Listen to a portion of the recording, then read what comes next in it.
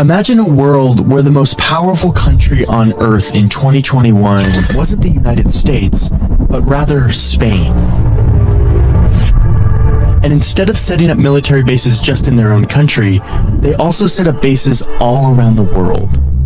Lots of those bases are in former colonies, but also there's a bunch in the United States. Just imagine this. You zoom into Fayetteville, North Carolina, and you see a huge military base. But it's not a US military base. It's a Spanish base on American soil, with lots of homes for the Spanish soldiers and their families, powerful weapon systems, aircraft, all run by the Spanish military. Go inside of one of these bases and it's all Spanish restaurants. Americans can't come in here unless they work for the Spanish government. And then imagine 100 more of these, all throughout the United States on American soil, and hundreds of more throughout the world. Or shift the scenario a little bit. What if it was a country that wasn't our ally? A country like China. What if they had military bases, not in the US, but right up close to our border? Powerful weapon systems right off our shores in islands in the Caribbean. If you're an American, you have to imagine what that would feel like.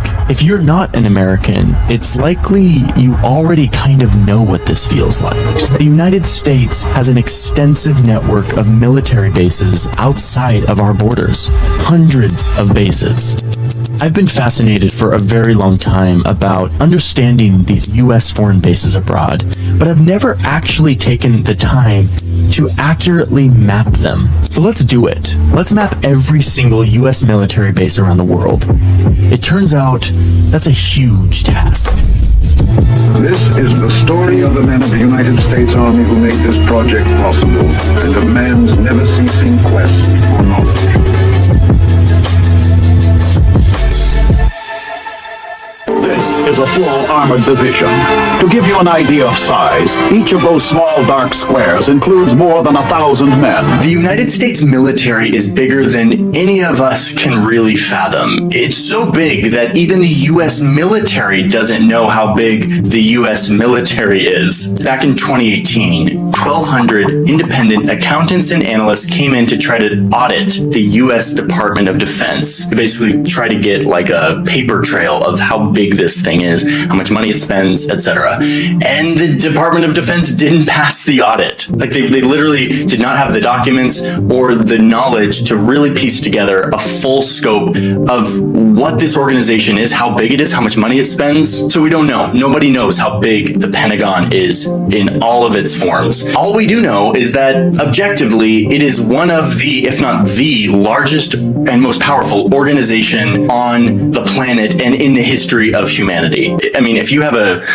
organization that's more powerful than the Department of Defense in the history of humans, like, let me know. I want to know about it. But as far as I can tell, there's nothing bigger and more powerful than the United States military in 2021. And much of the US military is not actually in the US, but is actually outside of our borders, all around the world. This post is somewhere in Germany, overlooking a sector of the Iron Curtain.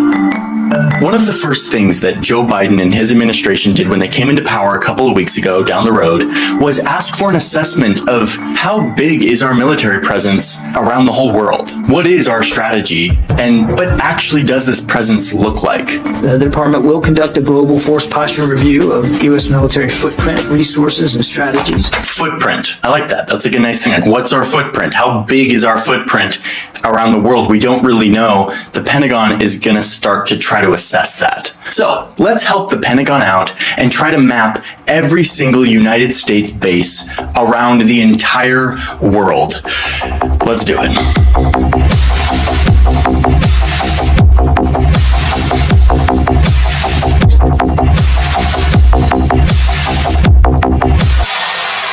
It wasn't too long ago when I used to think that having military bases in other countries was totally normal. Like, doesn't every country have like military bases in other countries? Yeah, anyway. This was sort of reinforced for me when I was in college. I did an internship at NATO, with the headquarters of NATO, which was in Brussels. To get this job, I had to get a secret security clearance from the US government in order to enter the military base, which was NATO. This was really cool because there was always like of people coming through NATO that I got to meet, like my diplomacy hero, Madeleine Albright, who used to be the Secretary of State, or this guy. Great honor representing my country abroad for the last 37 years. Good old Joe. Hey, Joe. Had no idea you'd be president someday. Anyway, the big benefit of having this secret security clearance is that I could go into any military base anywhere. And so on Saturdays, I would drive an hour from Brussels to a little village in the Belgian countryside where a military base had been sort of plopped down in the middle of the Belgian countryside, in between like stone walls and quaint streets and sheep and farming plots. Yeah, it's a little blurry in this map because it's, you know, a military base, and sometimes they blur the satellite imagery. Nothing I can do about it, sorry. And as soon as I entered into the base, went through all the security, and I was in the base, I felt like I had left Belgium and was suddenly entering suburban America. Welcome to the United States. There was a Taco Bell and movie theaters with American movies and all sorts of shops and like yoga studios and like a grocery store that had all of the products that I was very used to, all at the same price as I could get them in the United States, even though they had been flown across the Atlantic and brought to this place, which is a very expensive thing to do. It was a dream for me as a poor college kid living in Brussels and feeling a little bit homesick, to be honest. I hadn't really figured out culture shock at this point. So yeah, I kind of loved it. And I was, again, sort of like, doesn't everyone have military bases in other countries and they can sort of just go to their military base? And it was just, I was so naive. Alas, I've learned the truth.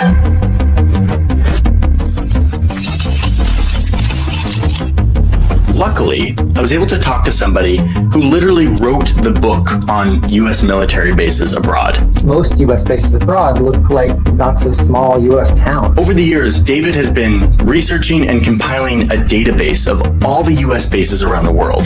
The result is a very detailed audit that hasn't really ever been done to this degree. In fact, a few years ago, the Pentagon's own research arm, the RAND Corp, was doing some research on military bases abroad. And instead of using the Pentagon's list of U.S. military bases abroad, these guys used David's list. Like, they used David. He was like, he's a professor. He's like an anthropologist. He's not like a part of DOD. And yet they're like, this list that he made is actually more authoritative than like the Pentagon's own list.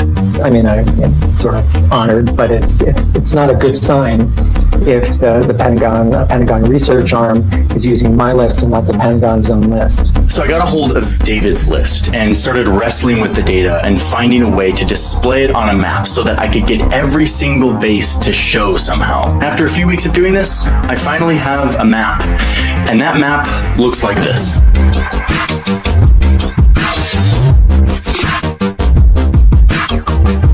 Every dot on this map is a U.S. military base or installation of some sort in a different country.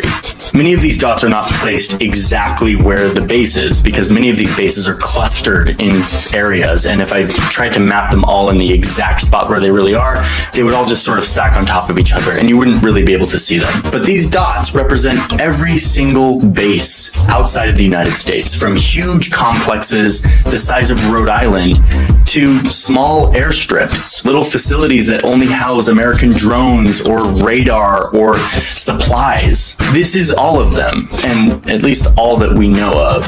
And if you look at this map and you see a base that you know of that is not here, or one that is there that doesn't belong there, tell me about it. I want to know, because this is sort of hard information to ascertain. The Pentagon is not very transparent, and neither are host countries about where certain bases are and why they exist. Many of the bases around the world are their existence is due to an agreement between the two countries that is often not open to the public, that is secret. Any errors here are mine and not David's. All in all, the number here is about 750.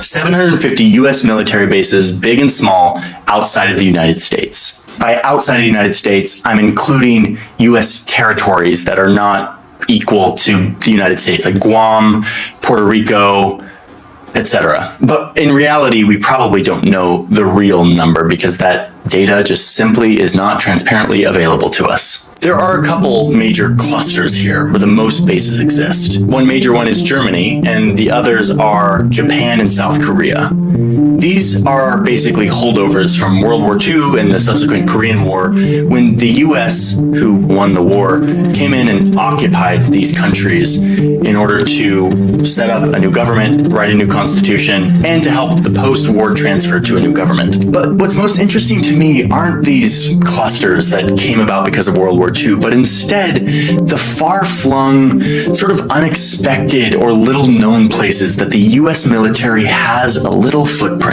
Like all the dots in Africa, which have popped up in recent years as the US has expanded its presence there. These are usually small installations that hold maybe a few soldiers or mainly private citizens or government contractors. And they mainly house things like drones or radar or weapon systems. You also have this cluster of dots deep in the Indian Ocean, which is the island of Diego Garcia, which I've talked about at length, about the US military's role in displacing hundreds of local people to set up a base there. Some of these dots are just airstrips, a runway in the middle of nowhere. And these runways usually belong to the host country, and the US just rents them for a period of time. Like this facility in the middle of the desert in Oman. Places like this exist to hold supplies in case a war breaks out. So the US maintains these stockpiles of war supplies all around the globe so that they can strike at any point without having to ramp up a war economy at home. It takes away a lot of the friction from going to war. It made it easier for the U.S. military to launch offensive wars. The wars in Iraq and Afghanistan were easier to launch because the U.S. has maintained a huge infrastructure of bases. Some of these dots don't represent a place where U.S. soldiers are actually stationed, but instead it represents where money from the Pentagon has gone to influence or build up infrastructure. For example, in Iceland, the U.S. is spending a lot of money, tens of millions of dollars, to upgrade this airport, the airport that we all go through when we're going to Iceland, but doing it for military purposes so that the U.S. can use it, can land there if needed. So next time you land in Iceland on your way to the Blue Lagoon, just know that you're passing by one of these little dots.